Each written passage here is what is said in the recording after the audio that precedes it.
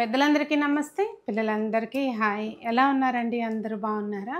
మేము చాలా బాగున్నాం. మీరు కూడా చాలా బాగున్నారని ఆశిస్తున్నాను. ఈరోజు వీడియో ఏంటంటే, పండగ వస్తుందంటే మనం ముందుగా ఇల్లంతా క్లీన్ చేసేసుకుంటాము. ఎక్కడెక్కడే అన్నీ తీసి దులిపి తుడిసి పెడతా ఉంటాం. ఆ కార్యక్రమాలన్నీ నాకు మోస్ట్లీ మా సునీత చేసి పెట్టేసింది. ఇంకా కొన్ని ఉన్నాయండి, ఇంకా అది రన్నింగ్ నడుస్తూ ఉంది. ఇవాళ ఏంటంటే నేను పూజ గది శుభ్రం చేసుకుంటున్నాను అనమాట. అలాగే దేవుడికి తిరుమంజనాలండి. ఏం లేదు, తిరుమంజనాలంటే మనం శుభ్రంగా చింతపండు నిమ్మరసం వేసి దేవుడిని మంచిగా కడిగి వస్త్రాలు కట్టి పెట్టేసుకుంటాం. అయితే నాకు అత్తయ్య ఏం చెప్పారంటే, నేను ఎప్పుడు కొన్ని అట్లా చేయకూడదని చెప్పారు. అదేంటనేది వీడియోలో షేర్ చేస్తాను. నేను Sunitha, welcome to the Telugu housewife. నేను అది ఒకసారి వీడియో చేసి పెట్టిన తర్వాత ఏంటమ్మా నువ్వు తెలుసు అనుకున్నాను, అట్లా ఇట్లా చేసావు అని అన్నారు. సర్లే అని చెప్పి ఇంక అప్పటి నుంచి నేను అనుకుంటున్నాను, మళ్ళీ మీకు చూపించలేదు. సో అదేంటనేది కూడా వీడియోలో షేర్ చేస్తాను. నేను Sunitha, welcome to the Telugu. ముందైతే మార్నింగ్ బ్రేక్ఫాస్ట్ ఇవాళ పాస్తా అండి. ఇట్లాంటప్పుడు ఏంటంటే టిఫిను దోశలు అలాంటివి పెట్టుకుంటే అందరికీ ఒకటేసారి, మళ్ళీ అందరూ ఒకటేసారి తింటే కనుక టైం ఎక్కువ వేస్ట్ అవుతుంది. అందరికీ పెట్టాలన్నా కూడా నాకు టైం పడుతుంది కనుక ఇవాళ పాస్తా చేద్దామని డిసైడ్ అయ్యానండి. ఇంకా పాస్తాకి ఎంత ఎక్కువ వెజిటబుల్స్ వీలైతే అంత ఎక్కువ నేనైతే వేస్తాను. పాస్తా కూడా గోధుమ పిండితో చేసిందే కనుక మనకి తినటంలో తప్పలేదు. ఇక్కడ ఏంటంటే ముందు మనం పాస్తా కొంచెం ఒక ఉప్పును ఒక స్పూను ఆయిల్ వేసుకుని ఉడకబెట్టేసుకుని పక్కన పెట్టేసుకుంటాం కదా. ఇక్కడైతే వెజిటబుల్స్ సాటే చేసుకోవడానికి చాలా తక్కువే పడుతుందండి ఆయిల్. ఇక్కడ నేను ఒక స్పూన్ ఆయిల్ వేసుకుని దీనిలోకి ముందు ఉల్లిపాయ క్యారెట్ వేయించేసుకోవాలి. అంటే మనం వేసే వెజిటబుల్స్లో ఏవి తొందరగా కుక్ అవుతాయో అవి లాస్ట్లో వేసుకుంటే సరిపోతుందండి.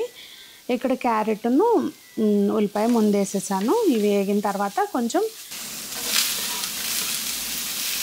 క్యాప్సికము అలాగే క్యాబేజ్ అన్నీ పొడవుగా కట్ చేసుకోవాలండి. అన్నీ ఒకటే టైప్లో కట్ చేసుకుంటే మనకు బాగుంటుంది అన్నమాట. ఇవి కూడా వేసేసిన తర్వాత ఇంక ఇక్కడ నేను చూస్తూ వాయిస్ ఓవర్ చెప్పట్లేదండి, స్పైసెస్ గురించి చెప్తున్నా నేనేమి వేసాను అనేది. ఇక్కడ ఏంటంటే ఇది కొంచెం నేను ఫస్ట్ టైం చేస్తున్నాను. ఎట్లాగో అవుట్పుట్ ఎలా వచ్చిందో ఒకటి చెప్తాను. అంటే ఈ మసాలాలు వేసి ఇదిగోండి, ఇక్కడ ఏంటంటే కొద్దిగా చిల్లీ సాసు, కొద్దిగా టొమాటో సాసు, అలాగే కొంచెం మయోనీస్ కూడా వేస్తానండి నేను. అలాగే మనకి కొంచెం స్పైసీగా తినాలనుకుంటే కొంచెం పెప్పర్ కూడా వేసుకోవచ్చు అనమాట. ఇక్కడ మనకి ఏంటంటే ఈ మధ్య ఇవి కిసాన్ వాళ్ళే చక్క చిన్న పౌచులు దొరుకుతున్నాయండి. ఇలా తెచ్చుకుంటే ఏంటంటే రెగ్యులర్గా సాసులు వాడుకునే వాళ్ళు పెద్ద అని తెచ్చుకోవచ్చు, కానీ మనకి ఈజీగా ఉంటుంది, వాడుకోవడానికి బాగుంటుంది. బాటిల్స్ కంటే కూడా నాకు ఇది బాగా నచ్చింది. ఇవన్నీ వేసేసుకున్నాక మళ్ళీ మంచిగా కొంచెం సాటే చేసేసుకుని తర్వాత దీనిలోకి కొంచెం మనకి సెమీ సాలిడ్గా అంటే కొంచెం లిక్విడ్గా కావాలనుకుంటే కొద్దిగా వాటర్ పోసుకొని గ్రేవీగా చేసుకోవచ్చు. ఇక్కడ ఇదిగోండి, ఇది మసాలా పాస్తా మసాలా అని చెప్పి మొన్న నేను డిమార్ట్లో చూసాను. యాక్చువల్గా అత్తే మొన్న అంతకుముందు అత్తే వచ్చినప్పుడు అన్నారు ఇట్లా దొరుకుద్ది అని చెప్పి. నేను మొన్న వెళ్ళినప్పుడు సెర్చ్ చేస్తే ఉంది, డిమార్ట్లో తీసుకున్నాను. ఇంకా ఇందులో మనకి మ్యాగీ మసాలా లాగా ప్యాకెట్స్ వచ్చినాయండి. ఇవి నేను కొంచెం క్వాంటిటీ ఎక్కువ ఉంది కనుక 2 వేస్తున్నాను. సో 2 ప్యాకెట్స్ వేసేసి కలిపేసుకున్న తర్వాత కొంచెం మనకు ఆ స్పైసెస్ అన్నీ వెజిటబుల్స్ పట్టినాయి అనుకున్నాక, అండ్ మర్చిపోకుండా ఉప్పు వేసుకోవాలండి. ఇవన్నీ పట్టేసిన తర్వాత చక్కగా మనకు కొంచెం బాగా కొంచెం సూపీగా కావాలనుకుంటే ఎక్కువ వాటరు, లేదు తక్కువ కావాలనుకుంటే వాటర్ దాన్ని బట్టి అడ్జస్ట్ చేసుకుని ఇంకా మనం పెట్టుకున్న పాస్తాను కూడా వేసేసుకోవాలండి. వేసుకుని కలిపిన తర్వాత వేడిగా అలా సర్వ్ చేసుకోవడమే. ఇంక ఇవేంటంటే కొంచెం ముందు వెనక తిన్నా కూడా ఎవరి కాలు పెట్టుకుని తినేస్తారు కనుక ఇట్లాంటప్పుడు నేను సేమియా ఉప్మా కానీ ఇలాంటివి చేసేసాను. అయిపోయింది. ఇంకా మళ్ళీ అదే కడాయిలోకి దగ్గరికి రండి, వంటలు ఏం చేశానో చూపిస్తా. ఇది వచ్చేసరికి కాకరకాయ ఉల్లికారం అండి, వెల్లుల్లి కారం సారీ. ఇది నిన్న హార్వెస్ట్ చేసామన్నమాట. కొంచెం వస్తే కాకరకాయ కూర వండేసాను. ఇంకా సొరకాయ కోసాం కదా నిన్న, దాంతో పాలు పోసి కూర వండేసాను. మా కన్నమ్మ వాటి కోసం అలాగే సంజు కోసం ఎగ్స్. ఇది నిన్న హార్వెస్ట్ చేసిందే గోంగూర పచ్చడి అనమాట. గోంగూరతో ఇవాళ మొత్తం బేసికల్లీ మన తోటలో కాసిన వాటితోటే వంట. ఇంకా ఈ గోంగూర పచ్చడి 2-3 రోజులు నిల్వ ఉంటుంది, ఇబ్బంది ఏమి ఉండదు. ఫ్రిడ్జ్లో పెట్టేసుకోవచ్చు. ఉల్లిపాయ వేసా, ఉల్లిపాయ వేయకుండా ఒక ఇంత తీసి విడిగా పెట్టేశాను అనమాట. ఇవి ఆల్రెడీ అన్ని రెసిపీలు ఉన్నాయి కనుక నేను మళ్ళీ ఏమీ దాన్ని షూట్ చేయలేదండి. కానీ ఇది కాకరకాయ కూర అయితే నేను రెసిపీ షూట్ చేయలేదు, అంటే ఎప్పుడు పెట్టలేదు ఆ టైపు. ఒకవేళ కావాలంటే రెసిపీ అడగండి, చేస్తాను. ఇంకా పైకి వెళ్ళడానికి ఇదిగోండి, ఒకసారి ఇక్కడ దగ్గరికి వస్తే చూపిస్తాను. ఇది కొంచెం ఒక పెద్ద నిమ్మకాయ అంత చింతపండు వేడి నీళ్ళలో నానబెట్టేసి పులుసు తీసేసుకున్నాను. ఇంక ఇది విడిగా తీసుకుని వెళ్ళి కొంచెం విగ్రహాలకి ఇట్లా మనము ఒక 5 నిమిషాల పాటు అలా అప్లై చేసి వదిలేస్తే చక్కగా వచ్చేస్తాయండి. ఇంకా నెక్స్ట్ వస్త్రాల గురించి కూడా చాలామంది అడుగుతున్నారు. మీరు వస్త్రాలు ఎలా కడుతున్నారు ఏంటి, ఎన్నిసార్లు అడిగినా కామెంట్స్లో రిప్లై ఇవ్వట్లేదని అంటున్నారు. అవి వాస్తవంగా నేను ఎప్పుడో యూపీ నుంచి తెప్పించుకున్నాయండి. మేము వెళ్ళినప్పుడు తీసుకున్నాము. ఎక్కడికి వెళ్ళినా నాకు ఎక్కడ అవైలబుల్ ఉంటే అక్కడ కొంచెం ఎక్కువ తెచ్చి పెట్టుకుంటా. అత్తయ్య కూడా తెస్తాను. అవి ఇన్ఫ్యాక్ట్ నాకు అయిపోతే మొన్న అత్తయ్య ఇచ్చారు. నేను కూడా ట్రై చేస్తున్నాను అవి తెప్పించడం కోసం. వన్స్ దీపావళి పండగ అయిన తర్వాత మళ్ళీ మాట్లాడి అది ప్రాపర్గా సెట్ అయితే కనుక మీకు కూడా ఇన్ఫామ్ చేస్తాను. ఇప్పుడైతే ముందు పైకి వెళ్దామండి. సో ముందైతే అండి పూజ గది శుభ్రం చేసుకునేటప్పుడు కిటికీలు అట్లాంటివన్నీ నేను ముందే రోజు నాకు మా సునీత క్లీన్ చేసేసింది. జస్ట్ ఏంటంటే పూజ మందిరం ఒక్కటే నేను చేసుకోవాలి. అది మనం చక్కగా విగ్రహాలకి నాకు వస్త్రాలు ఉన్నాయి కనుకంటే ముందు అన్ని వస్త్రాలు తీసేసి మెడలో మాలలు ఉంటే అవి తీసేసి పక్కన పెట్టేసి విగ్రహాలకి ముందు చింతపండు పులుసు రెడీ చేసుకున్నాం కదా, అవి పట్టించేసి పక్కన పెట్టేశాను అనమాట. పెట్టేసి ఇంకా లోపలంతా కూడా మనం ఎంత రోజు శుభ్రం చేసుకున్నా కానండి డీప్ క్లీనింగ్ ఉంటుంది కదా, అది కంపల్సరీ చేసుకుంటూ ఉంటాం కదా. ముందు మందిరం తుడిచేస్తున్నాను అనమాట.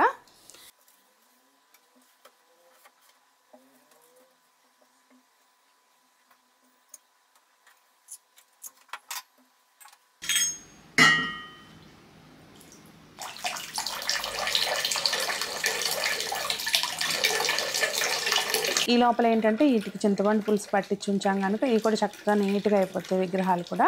ఇక్కడ నీళ్ళు మళ్ళీ మనం దేవుడికి వాడతాం కదండి, అందులో ఇంతకుముందు ఏంటంటే నేను అన్నిటిని ఒక అంటే ఇట్లా బకెట్లో అట్లా నేను ఎప్పుడు వేయను అనుకోండి, టబ్స్లో అట్లా సపరేట్గానే ఉంటాయి కనుక వీటికి తాంబూల పళ్ళాలు వాడతాము. తాంబూల పళ్ళల్లో అన్నీ ఒకటేసారి నీళ్ళల్లో ఇట్లా వేసేదాన్ని. అత్తయ్య మొన్న వచ్చినప్పుడు అంటే వీడియో చూసినప్పుడు చెప్పారనమాట. అప్పటి నుంచి నేను ఫాలో అవుతున్నా కానీ వీడియో రూపంలో చెప్పలేదు. మొన్న స్పెసిఫిక్గా చెప్పెళ్ళారు చాలామంది, తెలియక మళ్ళీ నువ్వు చేసినట్టే చేస్తారు చెప్పు అని చెప్పి.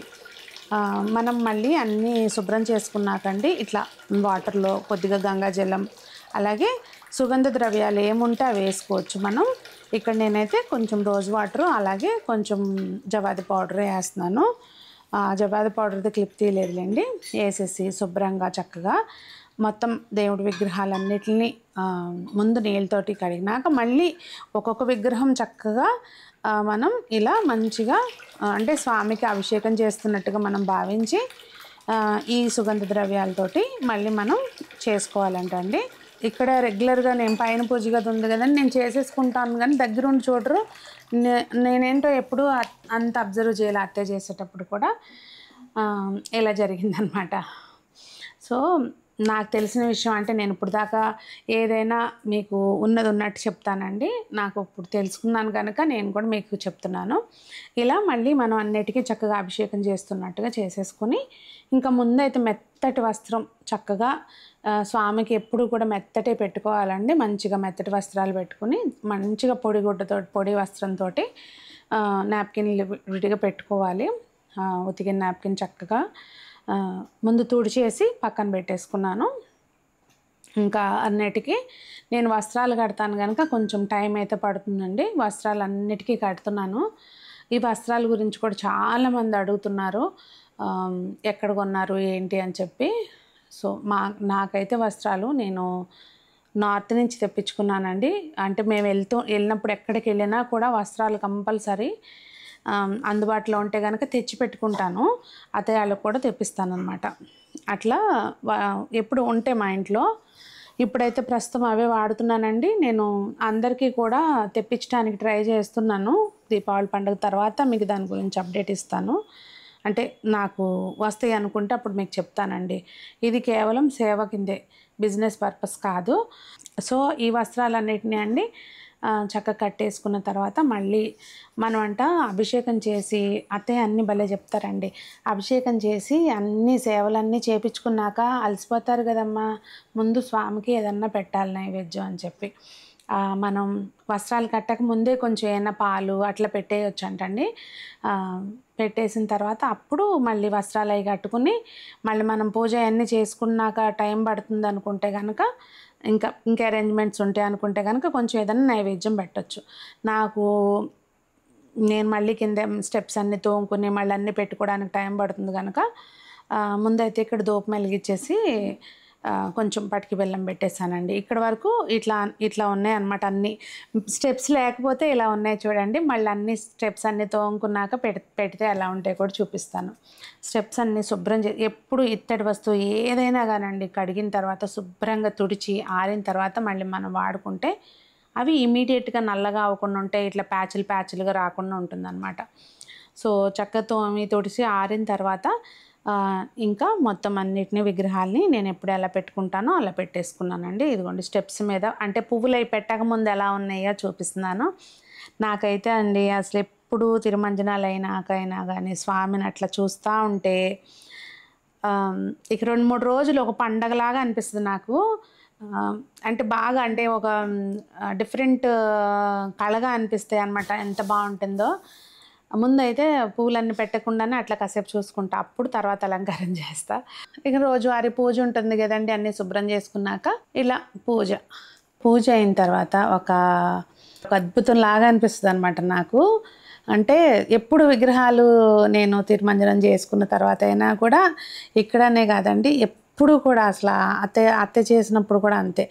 ఆ తర్వాత పూజ గదిలోకి వెళ్తే బయటికి రాబుద్దేది అనమాట. అసలు అంత మంచిగా అనిపిస్తుంది. కానీ రోజు చేయలేం కదండి, 15 రోజులకి అట్లా. అత్తయ్య వాళ్ళు అయితే ఏకాదశి అప్పుడు చేస్తారు. ఇంకా ప్రతిసారి మనం చేసుకోలేం కానీ ఎంత బాగుంటాయండి అసలు చేసుకున్నాక. మా పూజ అయితే ఇవాళ చక్కగా స్వామికి శంఖపూల మాల కూడా వచ్చిందనమాట. నిన్నటివి ఫ్రిడ్జ్లో ఉంచి కట్టాను, మొత్తం వచ్చింది పటానికి. ఇంకేం కావాలి చెప్పండి, పండగలాగా ఉంది. మాకు దీపావళి పండుగ ముందే వచ్చేసింది అన్నట్టుగా ఉందన్నమాట. సో ఈసారికి ఇది క్లియర్గా నేను చాలాసార్లు చేశాను కానీ వీడియో ఎందుకు మళ్ళీ ఇదే వీడియో పెడుతున్నానంటే, అంటే నేను తెలియకోకుండా చేసింది మళ్ళీ నన్ను చూసి ఇంకొకరు చేయకూడదు అనే ఉద్దేశంతో చెప్తున్నానండి. ఏదన్నా నేను తప్పు చేస్తే కనుక చెప్పండి, అంటే ఇది ఇట్లా కాదండి ఇలా చేసుకోవాలి అని చెప్పి. ఎందుకంటే అందరికీ అన్నీ తెలవు కదా. నేను ఎక్కువ అవన్నీ ఎప్పుడు ఏంటో నాకు ధ్యాస, అత్తయ్య ఏం చేస్తున్నారు ఇట్లా. ఆ అత్తయ్య కూడా ఎక్కువ స్పెసిఫిక్గా ప్రతిదీ ఇది ఇలాగే చెయ్యాలి, నచ్చింది కదా తనకు చేసుకుంటుంది కదా చేసుకోనివ్వు అని చెప్పి వదిలేస్తారు. కామన్గా అన్నీ అంతేం పర్టికులర్గా పట్టించుకోరు. కానీ ఈసారి ఏంటంటే అది అప్పుడు వీడియో చూసినప్పుడే చెప్పారనమాట, అట్లా అన్నీ తాంబూల పళ్ళలో వేసావు కదమ్మా అట్లా చేయకు అంటే శుభ్రం చేసిన వాటిని కూడా మళ్ళీ వేసినప్పుడు చూసి అంటారు అనమాట. అలా కాదు, ఇట్లా ఒక్కొక్క విగ్రహం పెట్టుకొని చక్కగా అభిషేకం చేసినట్టుగా చేసుకుని మళ్ళీ అప్పుడు పెట్టేసుకో అని చెప్పి అది తెలియజేయాలని చెప్పి మీకు ఈసారి మళ్ళీ వీడియో చేశానండి. అదండి మొత్తం అంతా దేవుళ్ళని చక్కగా శుభ్రం చేసి వస్త్రాలు కట్టి పూజ చేసుకున్న తర్వాత అలా ఉన్నారనమాట. సో మీకేమనిపించింది అనేది తప్పకుండా కామెంట్లో తెలియజేయండి. మీ అందరూ కూడా పూజ గదులు అన్నీ శుభ్రం చేసేసుకున్నారని అనుకుంటున్నాను. ఒకవేళ చేసుకోకపోతే కనుక మీకు ఏదైనా డౌట్ ఉంటే కామెంట్స్లో అడగండి. అంటే ఇత్తడి విగ్రహాలకు సంబంధించి ఏదైనా డౌట్ ఉంటే అడగండి. పని అయితే అయిపోయిందండి. అంటే పైన పూజ గదిలో ఇక్కడ ఏంటంటే ఇప్పుడు లంచ్ చేసేసి మళ్ళీ షాప్కి వెళ్ళాలి. స్టాక్ వచ్చింది, వస్త్రధారలో చాలా స్టాక్ వచ్చిందనమాట. కుదిరితే అంటే కొంచెం హోమ్ డెకార్లో ఫ్రీ దొరికితే సంజనాకి ఇక్కడ వచ్చి రీల్స్ తీసుకోవాలి. ఒకవేళ దొరకకపోయినా నేనైనా కొన్ని రీల్స్ తీసుకోవాలన్నమాట. ఇప్పుడైతే ఇంకా తిని బయలుదేరి వెళ్ళాలి.